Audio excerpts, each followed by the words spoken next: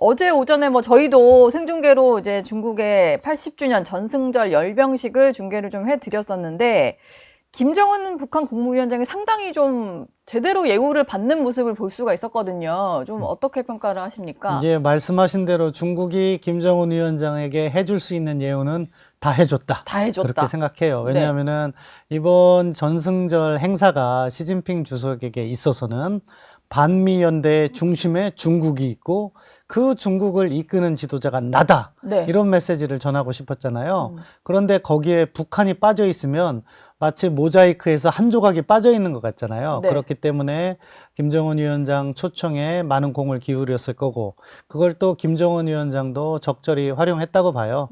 그렇기 때문에 이 과정에서 뭐 푸틴 대통령보다 더 예우는 할 수는 없었겠지만, 네. 푸틴 대통령 못지 않은 예우를 했고, 뭐 북러 정상회담은 여러 차례 있었기 때문에 모든 스포트라이트, 씬 스틸러라고 하잖아요. 그 역할을 김정은 위원장이 했다. 그러니까 뭐 시진핑 주석이나 김정은 위원장 모두 자기들이 원하는 바를 이루었다, 이렇게 봅니다.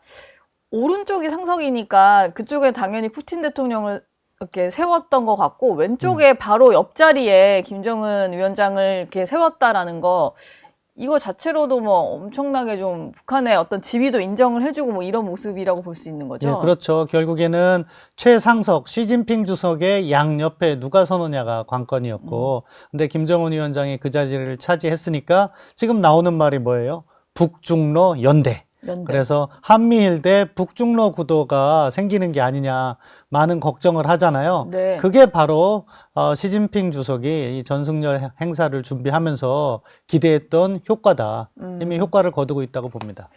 이번 방중에 딸 주회를 대동을 해서 열차에서 내릴 때 주회의 모습이 포착이 되기도 했었는데, 이게 어제 행사에 같이 갈 거냐 이게 관심이었는데 행사에는 대동을 하지 않았었거든요. 근데 어쨌든 같이 데려가고 그 모습을 노출을 시켰다. 이건 잠재적 후계자로 좀 소개를 했다라고 봐야 되는 걸까요? 예, 뭐 저는 이렇게 표현해요. 후계자 양성 수업을 하고 있다. 양성 수업을. 예, 왜냐하면은 후계자로 지명됐다는 표현을 하기 위해서는요, 공식 명칭이 필요해요. 네. 그러니까 김정은과 같은 경우에도 2010년에 대장 동지 칭호를 부여받았다 하거든요. 이 대장 동지라는 공식 명칭, 예. 이게 후계자를 상징하는 직함이고 그것을 부여받아야 되는데 아직 김주애는 나이가 어려서 그렇다고 보는데, 너무 어리죠. 우리 나이로 초등학생이잖아요. 예, 초등학생. 근데 뭐 대장 동지 이렇게 할 수 없으니까 네. 아직 그런 칭호는 부여받지 못하고 있어요. 예. 그럼에도 불구하고 후계자로서 필요한 일들을 계속 가르치는 거죠. 그래서 미사일 발사 시험장에도 데리고 가고 군 행사에도 데리고 가고 또 이번에 정상회담과 같이 외교 행사에도 대동을 하고 이러면서 어떻게 하는 건지를 현장에서 가르치고 있다. 그렇기 네. 때문에 뭐 후계자로 키우고 있다 이런 표현은 뭐 이제는 더 이상 의문의 부호는 없도록 이렇게 네. 국제사회가 인식할 것 같습니다. 지금 뭐 북한 같은 경우는 3대 세습도까지도 문제였는데, 이렇게 되면 우리는 4대 세습까지도 할 국가다.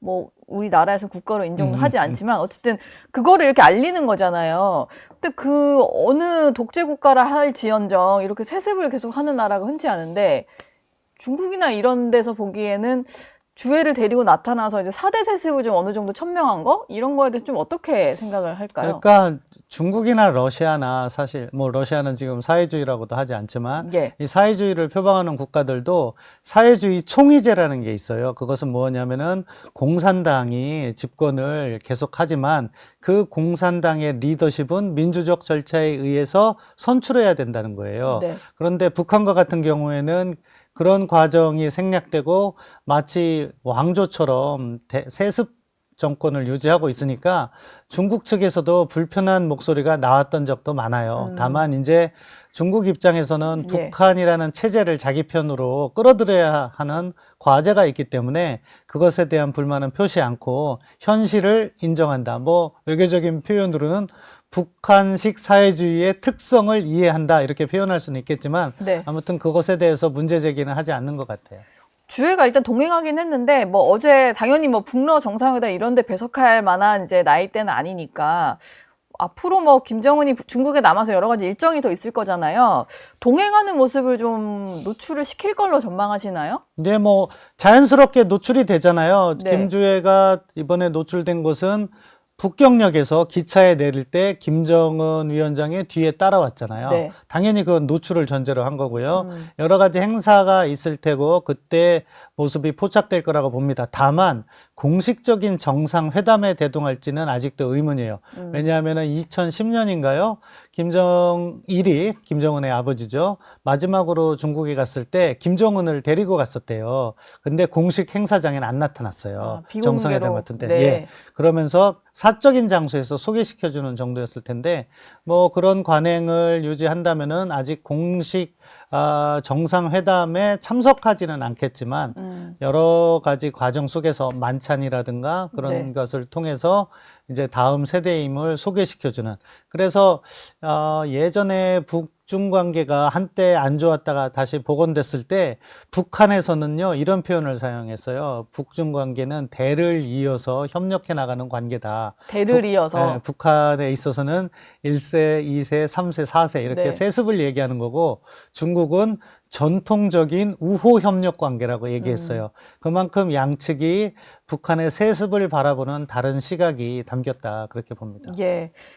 이번에 김여정이 동행한 것은 어제 확인이 됐는데, 부인이 리설주가 같이 간 것에 대해서는 아직 확인이 안 되고 있어요. 물론 포착되지도 않아서 아마 본인은 가지 않고 딸만 보낸 걸로 좀 추정이 되는데, 그랬다면 만약에 특별한 이유가 있을까요? 본인이 계속 뒤로 빠지고 딸을 그러니까 앞으로 내세우는? 리설주의 입장에서는 자신보다 딸을 중요시 여기는 거죠. 퍼스트 레이디가 있고 퍼스트 도터가 있으면 퍼스트 레이디가 더 주목을 받을 수밖에 없잖아요. 네. 그러니까 자신이 한 발 물러나면서 김주애를 갖다가 지금 부각시키고 있다.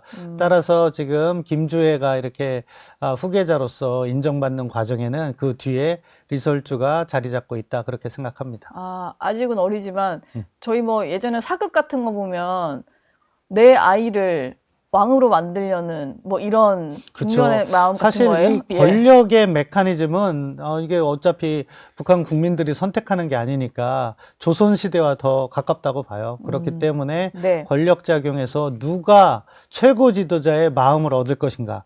그러니까 그 과정에서는 치열한 암투가 사실 있었어요. 김정일도 장남이라고 무조건 된 게 아니고요. 처음에는 자신의 삼촌, 그러니까 김일성의 동생인 김영주와 상당한 경쟁을 했던 거고요. 네. 김영주를 물리친 다음에는 자신의 배다른 동생 김평일과의 권력투쟁도 있었어요. 김정은 역시 마찬가지죠. 원래 적장자라고 할 수 있는 김정남을 어떻게 보면은 모함이죠. 일본 디즈니랜드에 가는 것이 정보가 유출돼서 그때부터 눈밖에 났다고 하니까 그런 식의 보이지 않는 권력 투쟁이 있다. 그렇기 때문에 김주애가 지금은 후계자로서 잘 양성되고 있지만 영원한 것이냐 모르는 거죠. 저희 영상 많이 시청해 주시고요. 좋아요, 구독, 댓글, 알림 설정 꼭 부탁드리겠습니다.